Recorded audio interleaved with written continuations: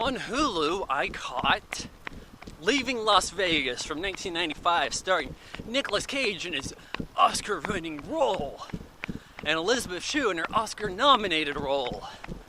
So essentially, Nicolas Cage plays the role of Nicolas Cage. He's Nicolas Cage today. He's gone bankrupt, he's selling off the rest of his stuff. He wants to drink himself to death in Las Vegas. So I guess Leaving Las Vegas is dying, essentially. This is based on a novel I haven't really heard much about. And to be honest with you, the direction here, it got nominated like Best Director. The directing's pretty shit. There's a lot of like weird slow motion aerial shots of Las Vegas with Sting lounge singing over it. Brings to mind like Taxi Cab Confessions on HBO. It's distracting. I don't think there's any great memorable lines here, to be honest with you. It's just this guy in this downward spiral runs across a prostitute because he says he doesn't want to have sex with her necessarily. Oh, but let me just go down on me first, then I'll say, no, I'm such a great guy.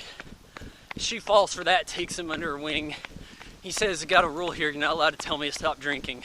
She's like, okay, I can do that. And then one day she's like, hey, you should go see a doctor. And he's like, oh, that's it, I'm out of here.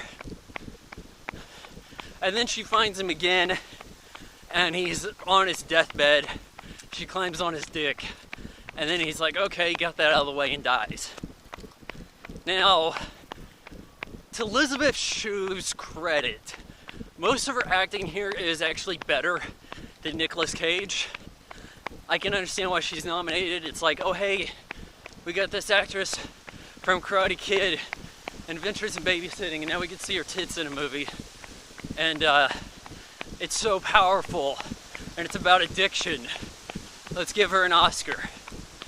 Nicolas Cage, I guess people weren't really aware of his craziness he brings to most of his roles. You know, there's so many other movies about Las Vegas for him, or Elvis. Honeymoon in Vegas, they probably thought that was the Nicolas Cage. Look how different this guy is. But if you'd seen some of his other stuff, you know he always pulls this card, where he's a lunatic. So, you know, maybe having the perspective of his prior work and where he's gone since, maybe that's why I'm not as impressed. You know, I think Nicolas Cage is probably more impressive in Con Air. I didn't think Leaving Las Vegas was particularly good. Yeah, you got a very simple, straightforward story here with people I don't really much care about. Oh, we're supposed to care about the prostitute, are we? She made a lot of her own choices.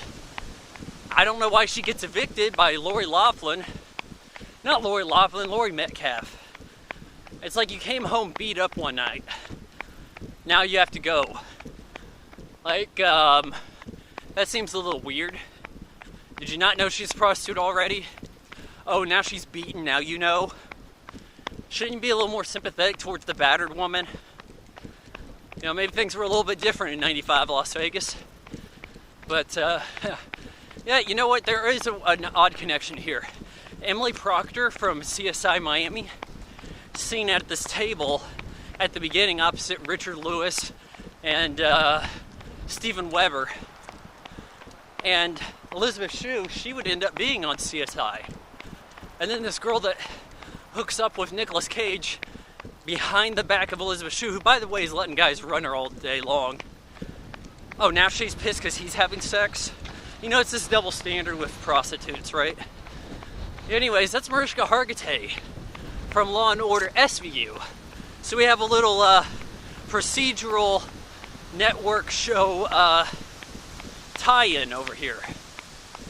It's not a terribly good movie, folks. I give Leaving Las Vegas 2 out of 4 stars.